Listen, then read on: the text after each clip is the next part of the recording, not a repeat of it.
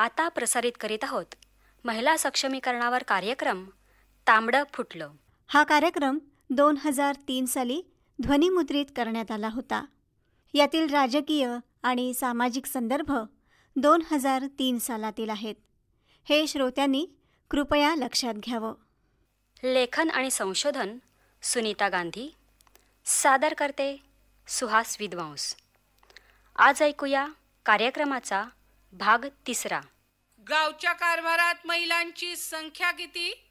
निर्णयाच्या मामल्यात बाईला महत्व किती?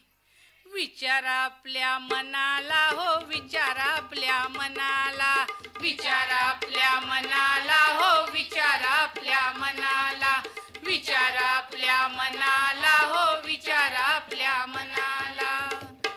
सरपंच बाई झाल्या म्हणून अविश्वास ठराव किती? अहो सरपंच बाई झाली म्हणून अविश्वास ठराव किती? 33% आरक्षणामुळे पुरुष सत्ताधाऱ्यांची ओरड किती? विचारा आपल्या मनाला, हो विचारा आपल्या मनाला, विचारा आपल्या मनाला, हो विचारा आपल्या मनाला, विचारा आपल्या मनाला, हो विचारा आपल्या मनाला, विचारा आपल्या मनाला, हो विचारा आपल्या मनाला. मित्रांनो, आजचा आपला 3रा दिवस. गाव शहर असे वेगवेगळे भाग बघताना माझ्या मनात खूप वेगवेगळे विचार येत होते. त्यातलाच एक म्हणजे आपल्या इथे महाराष्ट्रात सामाजिक चळवळींची एक मोठी परंपरा आहे. मराठी मनाने मोठ्या आपुलकीने जपलेला तो वारसा आहे. फुले, आंबेडकर अशी नुसती नावं जरी घेतलीत तरी या वारशाची श्रीमंती लक्षात येते. प्रसंगी समाजाच्या शिव्याशाप सहन करून या दिग्गजांनी सामाजिक चळवळींची एक मोठी परंपरा निर्माण केली. माझ्या प्रवासात मला हे जाणवलं. एखादी गावातली स्त्री, मग त्यात अगदी एखादी प्रतिनिधीही असेल, तिला हा वारसा म्हणजे नेमकं काय हे कदाचित शब्दात मांडताही येणार नाही. घटनेनं दिलेलं स्वातंत्र्य, राज्यकारभाराकडून व्यक्त केलेल्या अपेक्षा या सर्वांशी ती अनोळखी असणंही शक्य आहे. पण त्यांनी काही फारसं बिघडत नाही. शब्द अपरिचित असले तरी शब्दांना ज्या कृतींचं तारण लागतं त्या गोष्टी तिला चळवळीच्या रूपाने जाणवतात. शेवटी सामाजिक चळवळ म्हणजे काय? मला असं वाटतं की ती एक सतत चालणारी प्रक्रिया आहे. एखादी नाट्यमय घटना सुधारणेला वेग देतही असेल, पण सामान्यपणे सातत्याने चालणाऱ्या चळवळीच शेवटी महत्त्वाच्या ठरतात. आता बचत गटासारखी एखादी चळवळ घेऊया. त्यात नाट्य नाही, संघर्ष पण नाही. एखाद्या वृत्तपत्रात ठळकपणे बातमी होईल असं जवळजवळ काहीच नाही. पण हीच एरवी अतिशय अळणी वाटणारी चळवळ एखाद्या स्त्रीच्या जीवनात प्रचंड बदल घडवून आणू शकते. तुमच्यापैकी काहींनी बचत गट हा शब्दही कदाचित पहिल्यांदा ऐकला असेल. शहरी भागामध्ये हजारो रुपये रोज उडवू शकतात अशा संधी निर्माण होत असताना महिन्याला 5-10 रुपये साठवून काय होणार असा प्रश्न तुमच्या मनात कदाचित पडू शकतो. यावर उत्तर एकच आहे. आपण माझ्याबरोबर गावातनं फिरा, तिथली परिस्थिती बघा, तिथले प्रश्न समजावून घ्या आणि मग कदाचित तुम्हाला 5-10 रुपयांचं महत्त्व तर कळेलच, पण खऱ्या परिस्थितीची पूर्ण कल्पना येईल. शिल्पा परब यांनी याविषयी आपले काही अनुभव सांगितले. मी जे बचत गटांच्या मीटिंग घेते किंवा आता जे प्रशिक्षण झालेली असतात त्यांच्यातून असं दिसून येतं की आतापर्यंत झालेल्या प्रशिक्षणातून मग शिकलेले पण लोक सहभागी असतात, सभासद असतात, महिला सभासद असतात आणि कमी शिकलेले पण असतात. म्हणजे 7वी 8वी किंवा 4थी 5वी त्याच्यानंतर ग्रॅज्युएट झालेले पण काही सभासद असतात, MA झालेले पण असतात. पण असं दिसून येतं की कमी शिकलेले लोकसुद्धा प्रशिक्षण घेतल्यानंतर म्हणजे त्यांच्याकडे पुस्तकी ज्ञान कमी असा, डिग्री पण नाही तेवढी, पण ते कमी शिकलेले असून प्रशिक्षणाची जोड मिळाल्यामुळे त्याचा फायदा घेऊन किंवा संधी जर मिळाली तर पुढे जाऊन काहीतरी करू शकतात किंवा संधीचा लाभ घेऊ शकतात असं. पण शिकलेले जे लोक असतात ते आपल्या पुरतं ज्ञान जर मिळालेलं असावं, त्याच्यात प्रशिक्षण किती मिळू देत किंवा काही मिळू देत, त्यांना वाटतं की आपण जिथे असो त्या चांगला असा, याच्या पुढे जाऊन आपल्याला आणखी काय करूचं नाही असं त्यांना वाटतं. आणि जरी कमी शिकलेल्या असतील तरी त्यांना ज्ञान आणि म्हणजे प्रशिक्षणातून ज्ञान मिळालं तर पुढे काही करू शकतात ते. म्हणजे त्याच्यासाठी शिक्षणच हवं असं नाही.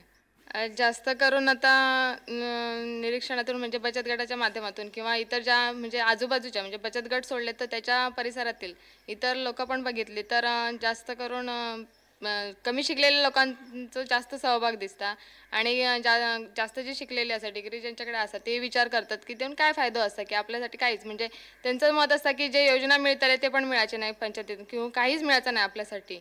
मग आपण मत देऊन काय उपयोग, आपण आपले सुरक्षित असो, आपल्या 2 वेळचा मिळता भरपूर असं आपल्याकडे, त्यामुळे काय हे नाही आहे असं वाटतं. पण जे कमी शिकलेले असतात आणि बचत गटाच्या पण माध्यमातील आणि त्यांच्याकडे पुन्हा त्यांचे बचत गटांकडून जे शेजारच्या असतात महिला पण त्यांच्याकडे पण त्यांना ज्ञान पोचलेलं असतं, त्यामुळे अशिक्षित असून सुद्धा मत मत देऊ जास्त जातात.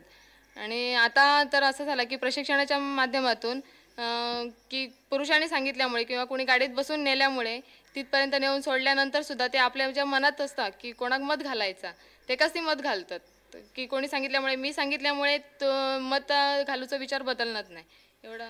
ज्ञान प्रशिक्षणामुळे म्हणजे गावामधल्या गाव विकासाच्या प्रक्रियेमध्ये ह्या अशिक्षित म्हणवणाऱ्या व्यक्तींचा सुद्धा मोठा सहभाग वाढतोय असं तुला वाटतं का? हां, अशिक्षित महिलांचा जास्त सहभाग आहे असा त्याच्यात.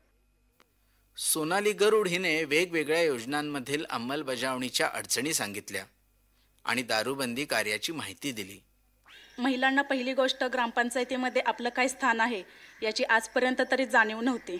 म्हणजे जरी 73वी किंवा 74वी घटना दुरुस्ती झाली असेल तरीही त्यांच्यापर्यंत हे पोचलंच नाही आहे की ग्रामपंचायतीमध्ये त्यांचं काय अस्तित्व आहे किंवा त्यांना केवढे मोठे अधिकार या घटना दुरुस्तीने दिलेले आहेत. त्यामुळं महिला आजपर्यंत त्यांच्या गृहिणी ह्या रोलमध्ये किंवा ह्या भूमिकेमध्येच राहिलेल्या आहेत आणि त्यामुळं अनेक विकासाच्या योजना गावापर्यंत आल्या आणि त्याचा काही एक फायदा न घेता गेल्या, कारण त्या विकासाच्या योजना मुळातच सरकारनं ह्या महिलांसाठी बनवलेल्या होत्या. मग ते सार्वजनिक शौचालय असो किंवा घरकुल किंवा इंदिरा आवासची योजना असो, पण जे लाभार्थी आहेत त्यांना याची काही कल्पनाच नव्हती, म्हणजे महिला. आणि महिलांना कल्पना नसल्यामुळे त्या योजना बऱ्याचशा परत गेल्या किंवा मग ग्रामपंचायतीमधल्या लोकांनी इतर लोकांनी त्याचा लाभ घेतलेला आहे. आज दारूसारखा प्रश्न महाराष्ट्रामधल्या प्रत्येक गावामध्ये आहे आणि शहरामध्ये गावामध्ये दोन्ही ठिकाणी आहे. तर अशा वेळेला जेव्हा पुरुष राजकीय सत्तेमध्ये असतात तर त्यांचा दारू प्रश्नाला कडाडून विरोध असतो, परंतु पुरुषांच्या ऐवजी जेव्हा स्त्रिया ग्रामपंचायतीमध्ये भूमिका बजावतील तेव्हा नक्कीच ह्या 100 स्त्रियांच्या सह्यांना खूप महत्त्वाचं स्थान असणार आहे. तर अशा दृष्टीनं जे काही आरोग्याचे प्रश्न आहेत, रेशनचे प्रश्न आहेत किंवा गावातले गटारं आहेत की जे स्त्रियांशी जास्त संबंधित प्रश्न आहेत ते प्रश्न स्त्रिया जास्त प्रभावीपणे सोडवू शकतात.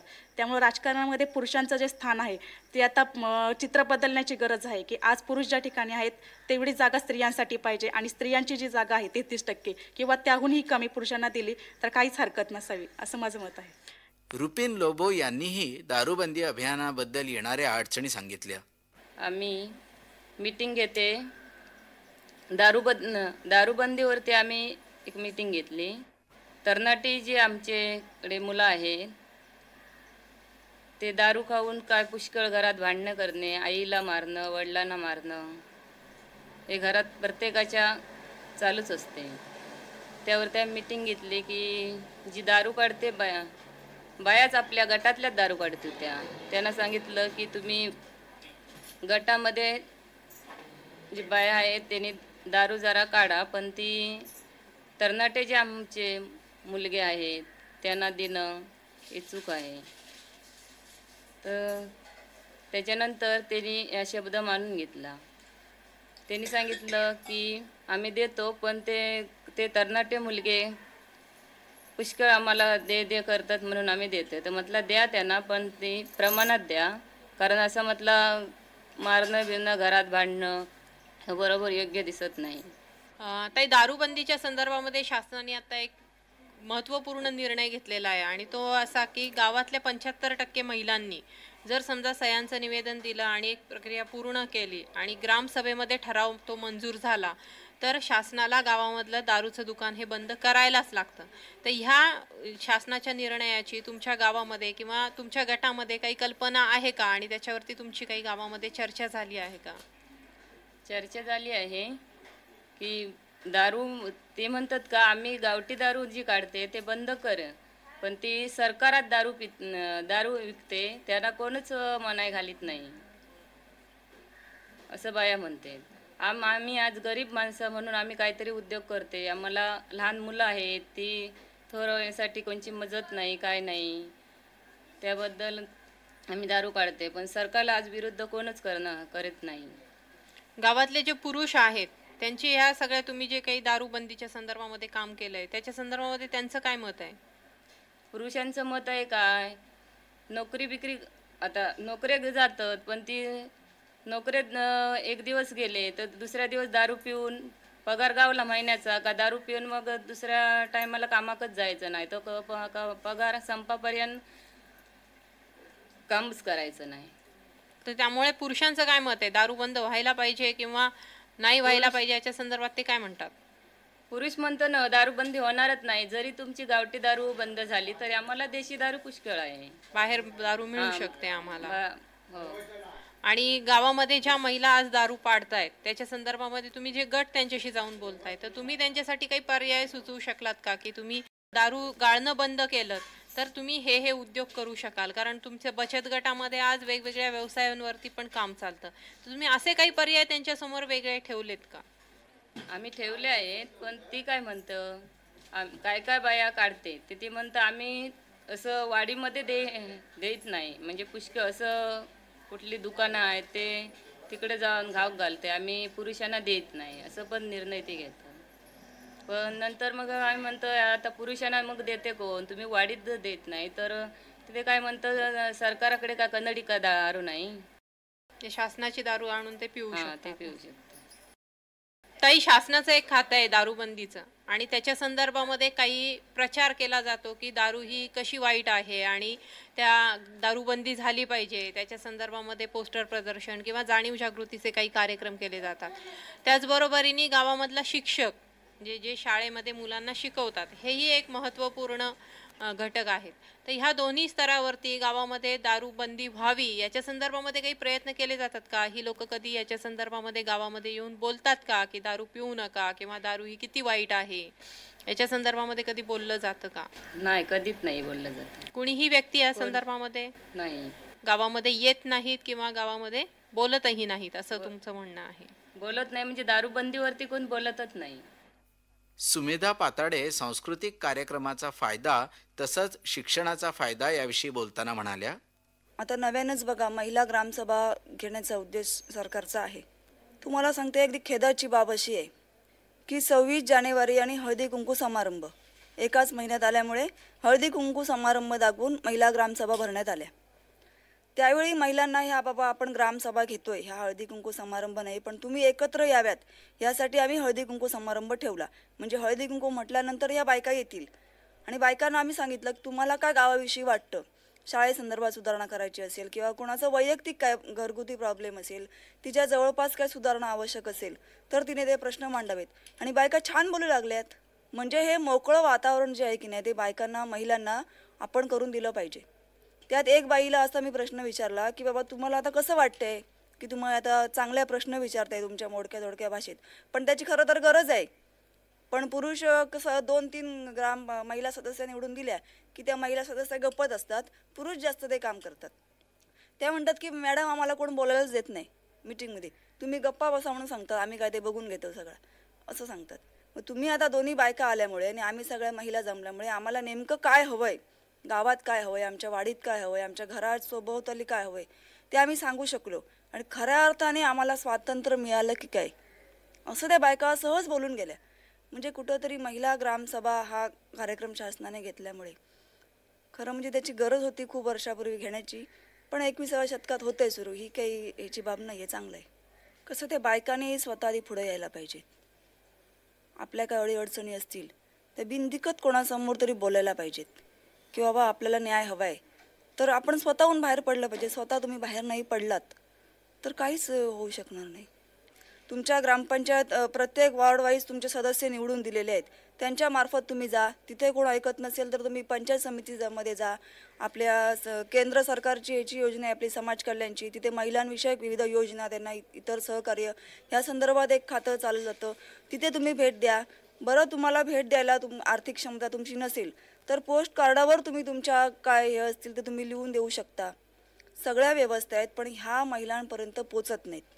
मग त्यासाठी महिला मेळाव्यांचं आयोजन करणं, फक्त महिला मेळावा म्हणजे हळदी कुंकू असता नाही, त्यात सगळ्या शासनाच्या योजना, तो आपल्या महिलांचे अधिकार, ग्रामीण महिलांना काय आवश्यक आहे आणि त्यासाठी त्यांनी कुठं धाव घेतली पाहिजे, त्यासाठी प्रत्येक गावागावात ग्रामपंचायतमध्ये अशी एक करायला पाहिजे, एक दिवस द्यायला पाहिजे संबंधित अधिकाऱ्याने म्हणा किंवा ते हे चालवणारे संस्था चालवणाऱ्या अधिकाऱ्यांनी. प्रत्येक गावात किंवा 5 पंचक्रोशी जसं एक ठेवणं आवश्यक आहे, तर महिलांना समजेल.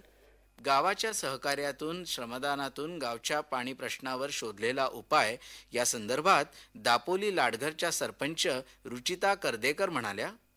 आम्ही ग्रामस्थांचा सहभाग घेताना आमच्याकडे 3 वार्ड आहेत आणि त्या 3 वार्डवर आम्ही प्रत्येक ठिकाणी अशी एक मीटिंग घेतली आणि त्या मीटिंगमधूनच आम्ही आमच्या ग्रामस्थांना सूचित केलं की तुम्ही आमच्याबरोबर कशा प्रकारे वागलात तर आपल्या गावाचा विकास होईल. आणि ग्रामस्थांनी तितका सहभागही आम्हाला दिला. त्याने ठरवलं की आपण आपल्याकडे पाण्याची टंचाई आहे, तर पाण्याच्या टंचाईबद्दल आपण काय मार्ग शोधू शकतो. ते नंतर आम्ही प्रत्येक वार्डवर अशी मिटिंग घेता आम्ही ग्रामस्थांना सांगितलं की आपण जर आपल्या गावात वनराई बंधारे बांधले तर वनराई बंधाऱ्यामुळे आपल्या आजूबाजूच्या ज्या विहिरी आहेत त्यांना पाणी चांगलं होईल आणि त्या विहिरीतूनच आपल्याला नळ पाणी योजनेचं पाणी वाढेल, पाणी येईल. आपल्याला पंप हाऊस जर आपण बसवला तर आपण पंपामार्गे सुद्धा आपल्याला पाणी मिळेल असे आम्ही त्यांना समजावून सांगितलं. आणि असं समजावून सांगितल्यानंतर आमच्या ग्रामस्थांनी 15 ऑगस्टच्या ग्रामसभेला निर्णय घेतला की आपण सगळ्यांनी स्त्री पुरुष दोन्ही मिळून आपण वनराई बंधारे बांधायचे. आणि आम्ही त्याप्रकारे आमच्या त्या वनराई बंधारे बांधायचे. त्या नदीला आम्ही फिरलो तर आम्हाला असे निदर्शन झाले आमच्या त्या नदीला पूर्णतः 7 किंवा 8 बंधारे आम्ही बांधू शकतो. तर 7 किंवा 8 बंधारे आपण कशा प्रकारे बांधू शकतो, तर आमची लोकसंख्या आहे 1632. 1632 या लोकसंख्येवरून आम्ही गट पाडले, म्हणजे 200 माणसांचे 8 गट पाडले. प्रत्येक गटाला 200 माणसांना आम्ही एक बंधारा तयार करायला सांगितला आणि ते बंधारे आम्ही बांधून घेतले. असे 8 बंधारे आम्ही घातले आणि ग्रामस्थांनी त्यासाठी लागणारे पिशव्या किंवा त्यासाठी लागणारी माती आम्ही विकत घेतली.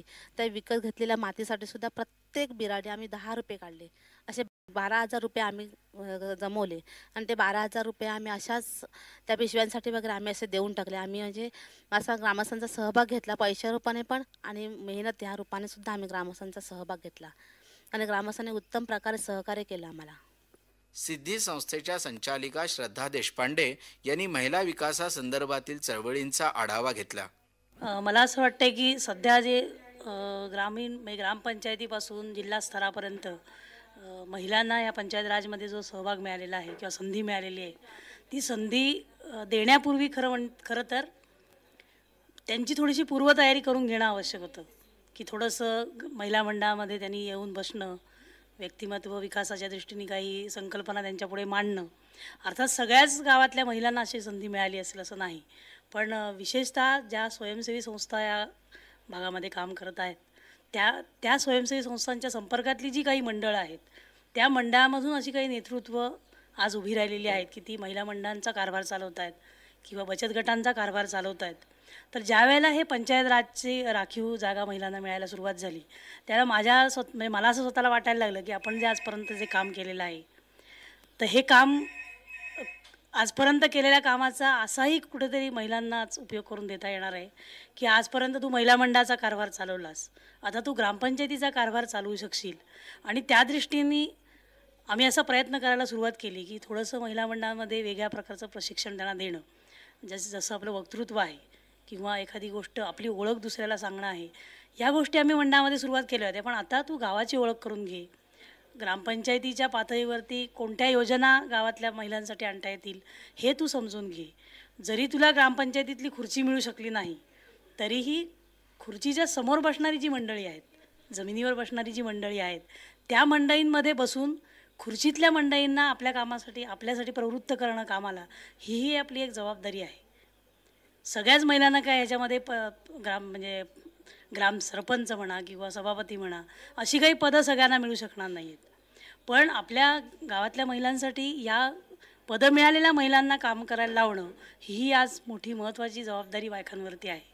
आणि मी अशा तऱ्हेने याच्यामध्ये विचार करते की सरपंच आमच्याकडे आता सभापती, आता देवरुखचा जर विचार केला तर सभापती ही महिला आहेत. आम्ही त्यांच्याशी नेहमी संपर्क ठेवताना असं म्हणतो की आमचा जरी कुठल्याही पक्षीय गोष्टींची संबंध नसला तरी तुम्ही आमच्या मंडळांसाठी काय करताय सांगा, तुम्ही या ठिकाणी या ठिकाणी येऊन माहिती द्या, सभापती म्हणून तुम्ही महिलांसाठी काय करू शकाल, यासाठी आम्ही त्यांना सातत्याने संपर्क साधून आठवण करून देत असतो. जसं आम्ही या ठिकाणी करतोय तसं गाव पातळीवरती आमच्या महिलांनी करावं, ही एक माझी या पाठीमागची महत्त्वाची भूमिका आहे. मूलभूत ज्या सोयी निर्माण करणं किंवा दारिद्र्य रेषेखालच्या वर आणणं, या दृष्टीने काय करायला हवं? या दृष्टीने आधी एक तर मगाशी मी सांगितल्याप्रमाणे महिला मंडळं, बचत गट वाडीवार स्थापन करणं आवश्यक आहे. आणि आज असं वाटतं की आपण गट का करायचे, तर आपल्याला पैसे मिळायला पाहिजेत, ही जी भावना महिलांमध्ये तयार झालेली आहे किंवा काही अधिकाऱ्यांनीही निर्माण करून दिलेली आहे की कुठेतरी आपल्याला टार्गेट पूर्ण करायचं आहे किंवा वरून काहीतरी परिपत्रक आलं आहे म्हणून चला गट बांधणी करूया आणि ते रेकॉर्डवरती देऊया. ही जी भावना आहे त्यापेक्षासुद्धा प्रत्येक स्त्रीला असं वाटलं पाहिजे की आता हा बचत गट, मी बचत गटामध्ये काय येणार आहे, तर मला उद्या 4 पैसे मिळू शकतील, उद्यामध्ये 4 जे प्रश्न आहेत ते प्रश्न सोडवण्याकरता माझ्याबरोबर 4 बायका येऊ शकतील. आज आता उदाहरणार्थ आपल्याकडे भागामध्ये जो दारिद्र्यामध्ये फक्त पैशांचाच प्रश्न नाही आहे, प्रत्येक बाबतीत प्रश्न आहे की आज नळ पाणी योजना आली तर रोज नळाला पाणी येईलच असं नाही, किंवा नळ पाणी योजना आल्यानंतर दुरुस्ती आली तर ती कुणी करायचे, या बाबतीत महिलांना कोणीही आज मी गावामध्ये जाऊन सांगत नाही आहे.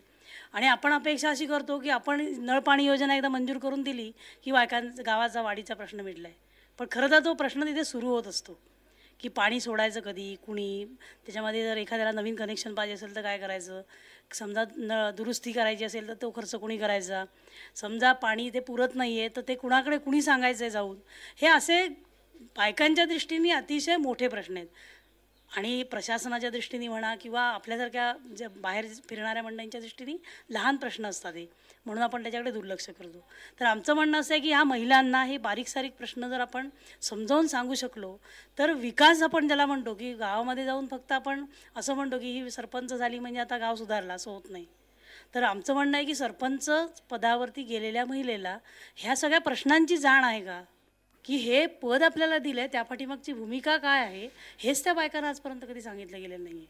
आणि म्हणून जो हेतू आहे त्याच्यामध्ये की बाई आता सरपंच झाले म्हणजे बायकांचे प्रश्न सुटतील किंवा बायकांचे प्रश्न पुढे येतील, सोडणं पुढे वेगळंच आहे, पण बायकांचे प्रश्न समोर येतील की जे पुरुष माणूस हा विचार करू शकणार नाही की बायकांना काय अडचणी असू शकतात. पण दुर्दैव असं आहे की बऱ्याच ठिकाणी असं होतं की ती बाई त्या खुर्चीवर जाऊन बसली की ती सगळं विसरून जाते. त्यामुळे जो हेतू आहे तो साध्य होतोय असं मला वाटत नाही. बचत गट, व्यवसायासाठीची धडपड, त्यामागचा दृष्टिकोन आणि त्यातून दारूबंदी आंदोलन. सुमित्रा, आज भोमगावची ग्रामपंचायत सदस्य म्हणून काम करत असताना ग्रामपंचायत सदस्य व्हावं आणि सत्तेमध्ये यावं असं का वाटलं? ज्यावेळेस मी नोकरीला राहायचा एक विचार केला आणि तेव्हा नोकरीनिमित्तानं मी सरपंचांच्याकडे दाखला मागायला गेली होती. ते दाखला देताना मला म्हणाले, बाईने कुठवर शिकायचं, तुला एक शिक्षण नाही आणि कशासाठी नोकरी करणार आहेस तू? तर म्हटली मला नोकरी माझ्या पोटासाठी करायची आहे. नाही म्हटलं अजिबात तुला नोकरी तर मिळणार नाही आणि दाखला पण मिळणार नाही. मग मी त्यांना मनात एक विचार करून सांगितलं की बघा, तुम्ही आज मला माझ्या परिस्थितीला अंजून दाखला देत नाही, पण याच्या पुढं मी आज तुमच्या खुर्चीला खुर्ची भिडवायचं काम करीन. म्हणाले आयुष्यात असं करणार नाहीस. म्हटलं बघू आपण करू की नाही ते. आणि त्याची इरय धरून मी आपण पंचायत निवडणुकीला उभी राहण्याचा प्रयत्न केला आणि त्याच्यावर त्यांनी खूप महिला उभ्या केल्या की हिला आपण पाडण्यासाठी प्रयत्न करूया. पण 4 वाडीत मी केलेल्या कामाबद्दल, एक महिला मंडळची डेअरी, एक डोकरा स्कीमची स्कीम आणि महिलांसाठी महिला स्वस्ता रजिस्टर, हे मी कामं केल्यामुळं 4ही वाड्यातनी लोकांनी सरपंचांना नाराजी दिली की ती जर उभी राहत असेल तर आम्ही अजिबात उभ्या राहणार नाही, तुम्ही गावात येऊन कायच केलंच नाही. पण ती आज 5 वर्ष सर्व्हिसला लागल्यापासून खूप कामाचे प्रयत्न केलेले आहे. म्हणून त्यांनी तो प्रयत्न हाताळून काढली आणि मला बिनविरोध त्यांनी निवडून दिली. एकही महिला उभी न राहिल्यावर मलाच ते काम मिळालं आणि मी आता पंचायत सदस्य म्हणून काम पाहते. पण माझी कामं गावातल्या सगळ्या महिलांना माहिती आहेत की माझ्या 85 शेल होल्डर आहेत स्वतंत्र माझ्या डेअरीच्या, आणि त्या सगळ्या महिलांनी एकजूट करून मला महिला मंडळाला साथ करून मी आत्तापर्यंत पंचायत सदस्य निवडून आलेले आहे. आणि त्याच्या पुढचं प्रयत्न म्हणजे मला खूप आवड आहे कामं करायची किंवा महिलांसाठी सहकार्य करायची. पण जरा परिस्थितीने कसं घरात कोण नसल्यामुळं मला यांच्या संगती सतत जाता येत नाही कुठं जायचं म्हटलं तर. गावाच्या वेगवेगळ्या मुद्द्यांवरती तुम्ही काम केलेलं आहे, पण विशेष असा एखादा मुद्दा सांगता येईल का की त्याच्यावरती खूप अनुभव आले, खूप संघर्षातून जायला लागलं? या दारूबंदीवर मी खूप प्रयत्न केले की दारूबंदी करायची, मला चुपूनपासून सगळ्यांनी सहकार्य करावं असं, पण सहकार्य करायला पुरुष मंडळी काही सहकार्याचा हात देत नव्हती. एक वेळ मी असा मोर्चा काढला की दारूबंदी गावात झालीच पाहिजे आणि खूप मोठा मोर्चा काढला आणि 2-3 दारू धंदेवाल्यांच्याकडे मी जाऊन पोचली. पण एका ठिकाणी तर मला मारच खावं लागलं. त्याच्यानंतर मी घरी आली, कारण माझं मालक स्वतः घेणारे होतं. मग ते म्हणाले आपल्या नवऱ्याला परत सुधरा आणि नंतर मग आमच्याकडे या. बरं चालेल. मग एक दिवशी मी असा पदार्थ केला की मालकांना पहिलं सांगून ठेवलं होतं, मी आज जो पदार्थ करणार आहे त्यानं ज्या पदार्थानं तुमचं तोंड खराब होणार नाही ही वस्तू तुम्ही सोडायची. खराब होईल तिनं सोडायची आणि खराब होणार नाही तिनं नाही. मग एक 8-10 पदार्थ ताटात ठेवल्या आणि त्याच्यात दारूचा कप पण ठेवला, दही ताक असं सगळं ठेवलं होतं. पण दारू प्याल्यानंतर त्यांचं तोंड वाकडं झालं. मग त्यांना विचारलं तर तुम्हाला कुठली वस्तू आवडली नाही? तर म्हणे दारू. मग आता ही सोडायची तुम्ही. मग ते आमच्या मालकाने सोडून माळ घेतली आणि नंतर मी मात्र दारूसाठी प्रयत्न खूप चालू ठेवलं. सगळ्या महिला घ्यायच्या, प्रत्येक धंद्यावर जायचं, त्यांची नासाधूस करायची. हे सगळे अनुभव ऐकून, त्यांची धडपड, त्यांचा संघर्ष पाहून ऐकून जाणवतं की स्वतःसोबतच आजूबाजूचे प्रश्न आणि महिलांचे प्रश्न सोडवण्यासाठीची त्यांची ही धडपड म्हणजेच समाजसेवा. समाजकार्य आणखी वेगळं नाही तर असतं तरी काय. बाईच्या नावावर जमिनी किती, बाईच्या मालकीच्या हवेल्या किती. विचारा आपल्या मनाला, हो विचारा आपल्या मनाला, विचारा आपल्या मनाला, हो विचारा आपल्या मनाला, विचारा आपल्या मनाला, हो विचारा आपल्या मनाला. गावच्या कारभारात महिलांची संख्या किती, निर्णयाच्या मामल्यात बाईला महत्व किती. विचारा आपल्या मनाला, हो विचारा आपल्या मनाला, विचारा आपल्या मनाला, हो विचारा आपल्या मनाला, विचारा आपल्या मनाला, हो विचारा आपल्या मनाला. सरपंच बाई झाल्या म्हणून अविश्वास ठराव किती, अहो सरपंच बाई झाली म्हणून अविश्वास ठराव किती. 33% आरक्षणामुळे पुरुष सत्ताधाऱ्यांची ओरड किती. विचारा आपल्या मनाला, हो विचारा आपल्या मनाला, विचारा आपल्या मनाला, हो विचारा आपल्या मनाला, विचारा आपल्या मनाला, हो विचारा आपल्या मनाला, विचारा आपल्या मनाला, हो विचारा आपल्या मनाला. आताच आपण महिला सक्षमीकरणावर कार्यक्रम तांबडं फुटलंचा भाग 3 ऐकलात. लेखन आणि संशोधन होतं सुनीता गांधी यांचं. ध्वनिमुद्रण D.K. अणेराव आणि सादर करते सुहास विद्वांस. हा कार्यक्रम 2003 साली ध्वनिमुद्रित करण्यात आला होता. यातील राजकीय आणि सामाजिक संदर्भ 2003 सालातील आहेत. हे श्रोत्यांनी कृपया लक्षात घ्यावं.